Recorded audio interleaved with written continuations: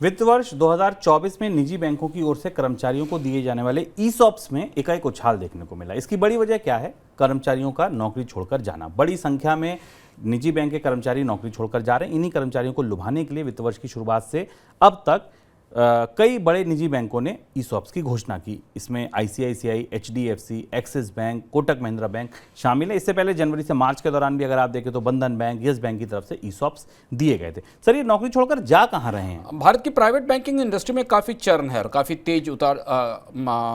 काफ़ी तेज़ी से लोग छोड़ रहे हैं। इसकी दो बड़ी वजह हैं। एक तो भारत में फिनांस कंपनियां और फिनटेक का एक नया स्पेस आना शुरू हुआ है, जहां अब फिनटेक कंपनियां एक स्टार्टअप की क्राइसिस से उभरने के बाद स्टेबलाइज हो रही हैं और उन्हें बैंकों में, प्राइवेट बैंकों में काम करने वाले लोग जिनके पास एक्सपीरियंस्ड है और ये स्किल्ड और दक्ष लोग हैं, इनकी ज़रूरत है, ये दिखाई दे रही। दूसरा ये कि बाकी जो फिनेंशियल सर्विसेज हैं, बीएफएसआई सेक्टर में जो एफएसआई सेक्टर है, फिनेंशियल सर्विसेज के बाकी और हिस्से भी खुल रहे हैं, इंश्योरेंस में, ब्रोकरेज में, म्यूचुअल फंड्स में, जहां बेहतर तनख्वाहें या बेहतर विकल्प उपलब्ध हैं और उनके लिए जो टैलेंट का सबसे बड़ा पूल है, जो उनके लिए टैलेंट का सबसे बड़ा स्रोत है, वो प्राइवेट बैंकों के कर्मचारी ही हैं, जो कि इन बैंकों में काम करके एक्सपीरियंस्ड भी हैं और स्किल्ड भी हैं।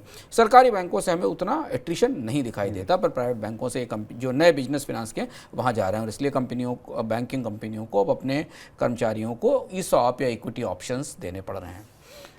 भारत में जब भी फॉरेन पोर्टफोलियो इन्वेस्टमेंट यानी विदेशी निवेश की बात होती थी तो मॉरिशस का नाम ऊपर आता था, लेकिन अब लग्जमबर्ग और सिंगापुर ने मॉरिशस को पीछे छोड़ दिया। इस लिस्ट में अमेरिका सबसे ऊपर है, इसके बाद लग्जमबर्ग और दूसरे नंबर पर लग्जमबर्ग है और तीसरे नंबर पर सिंगापुर है। इस साल जून तक 21,500 अरब रुपए के साथ अमेरिका की 42% हिस्सेदारी रही। इसके बाद 7% हिस्सेदारी दोनों देशों की रही और जो 10% हिस्सेदारी मॉरिशस की हुआ करती थी वो घटकर 5% रह गई। सर, मॉरिशस पिछड़ क्यों गया? अमेरिका की हिस्सेदारी इसमें काफ़ी बड़ी दिखाई देती। बाकी सारे अगर आप देश देखें और इस लिस्ट में जो लिस्ट आई है रिजर्व बैंक की तरफ से, इसमें अमेरिका ऑलमोस्ट 3 गुना है बाकी का।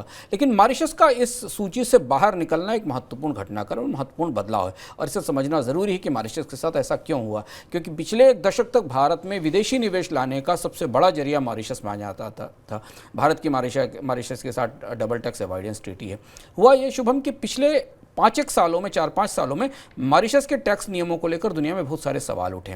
मॉरिशस के टैक्स नियम मॉरिशस की वित्तीय व्यवस्था, वहाँ के टैक्स नियम उतने प्रॉपरली और ट्रांसपेरेंटली रेगुलेटेड नहीं है जैसे कि दुनिया के निवेशक, दुनिया के रेगुलेटर्स चाहते हैं।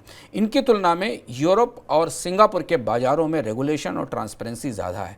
दूसरी महत्वपूर्ण बात यह कि विदेशी निवेशक केवल किसी देश के टैक्स नियमों के सहारे ही, उनमें होने वाले फायदे की दृष्टि से ही निवेश नहीं करते, बाकी सुविधाएं भी देखते हैं उन देशों में जहां उन्हें कंपनी बनाने की, रजिस्ट्रेशन की, इंफ्रास्ट्रक्चर की और बाकी और सुविधाएं भी मिलें, जिस मामले में सिंगापुर काफ़ी आगे निकल चुका है। सिंगापुर का मॉरिशस का एक बड़ा हिस्सा सिंगापुर शिफ्ट हो रहा है। दूसरी बड़ी चीज़ है। तीसरा है कि यूरोप से आने वाला निवेश, लग्जमबर्ग के रास्ते आने वाला निवेश भारत में बढ़ा है, जो एक बड़ा चौंकाने वाला घटनाक्रम। और इससे ये दिखाई देता है कि भारत के शेयर बाजार में आने वाली जो विदेशी पूंजी है, इसमें अब यूरोपीय निवेशक सक्रिय हो रहे हैं और वो यूरोप के उन बाजारों के जरिए भारतीय बाजार में निवेश कर रहे हैं जहां टैक्स कम है, जहां उन्हें मिलने वाली सुविधाएं ज़्यादा हैं। जबकि ऐसा काम पहले मॉरिशस के जरिए होता था। अमेरिका से मॉरिशस निवेश आता था और उसके बाद वो भारत आता था। ये बदलाव हमें आने वाले समय में और भी शायद खुलकर सामने आता दिखाई देगा जब हम भारत में स्टार्टअप की फंडिंग का अगला दौर होता देखेंगे। तब पता चलेगा कि किन और स्रोत से, किन और बाजारों से पैसा आया है।